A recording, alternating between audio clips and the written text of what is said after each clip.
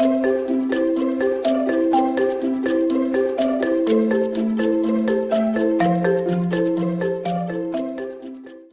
name is Julia Ravey and I work at the BBC as a content producer in the BBC Audio Science team. So in my job, I make lots of science radio programmes for BBC Radio 4 and the BBC World Service. My focus is mainly in health programmes, so things like Inside Health and All in the Mind. And also I make documentaries like Crowd Science. It's really, really fun. I get to speak to loads of amazing scientists and then take the work they've done and try and translate it in a really creative, fun way. So you'd want to listen to it as a podcast or a radio show. So in my job as a content producer, if it's a day where we're putting the programme together for the radio, what I'll normally start off with doing is reading through the script for the presenter. So making sure all of the information is in there that the presenter needs and checking that their scripting and all the things that they've written based on the information I've given them is all correct and all compliant with the editorial standards that the BBC has.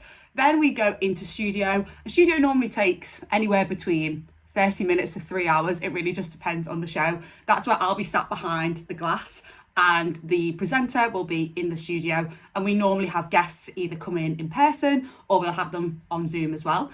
And then we will hit record and we will go through the script. Sometimes we do the script as live, so it's almost like the programme is beaming out to the world in that very moment. Most of the time we do it as live, but we will edit it as well. So if there are any mistakes, I can just cut them out afterwards. And once the programme is recorded, that is exactly what I go and do. I will then go and edit it to make sure it's at the right time. And again, just make sure everything is compliant before it goes out on air. And sometimes we can add in some little effects and things afterwards, like music or sound effects or some funky little edits as well. Again, it just depends on the tone of the programme. So being a producer, it means that I get the really fun task of getting to travel around and go and see cool science happening all over the world. So I went on a trip last year to Switzerland and I was going over there to see some soft robots. So these are robots that are made to be very fluid, like almost inspired by nature, so inspired by humans or things like octopuses, to try and really make robots a little bit more flexible and make them do tasks that we really need. And in that instance, I saw a snake robot called Roboa, and this had like a camera on the end and a light, and it's been designed to be able to go through rubble in earthquake situations and help find where people might be trapped. And it was a really, really cool experience to go and see that.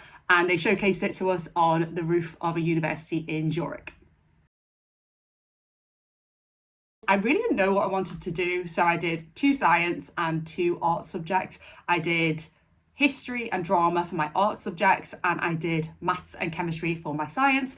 I ended up taking 3 of them to final year A-level, which ended up being maths, chemistry and drama. I don't think I've ever met anyone else with that combination, but I just didn't know what I wanted to do. I decided towards the end of my final year that I wanted to do neuroscience, so I ended up having to take a year out because I missed the UCAS applications. I originally was applying for drama school and I completely changed my mind. So then I took a year out, applied again with my grades from the previous year, and ended up going to UCL in London. And there I studied a 4-year degree in neuroscience, getting my master's at the end of that. And from there, I went straight into my PhD, still at UCL, in neuroscience, studying Alzheimer's disease.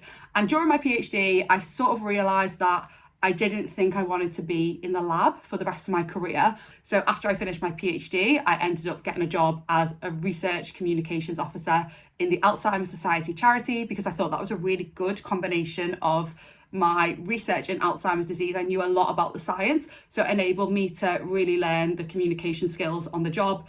And then from there, I transitioned over into science media. So I got a job as a producer and presenter on The Naked Scientists. And then from there, moved over into the BBC Audio Science unit as an assistant producer. And now I'm there as a content producer. The advice that I'd give to my younger self would be to sort of just trust the process and enjoy where you are. because so much of my career I've always been so worried about what's next, and actually at this point in my job I'm trying to just really be in the moment and say, how can I do my job as best I can? And I think if you take that approach throughout your studies, university, whatever job you're in, it really does build your skills and it prepares you for whatever does come next, or whatever opportunities sort of come your way. So I would say just really enjoy where you are now and try and think, what are the skills that I can get out of the situation that I'm currently in that will help me down the line, and how can I be the best producer that I can possibly be? And I think that will just help.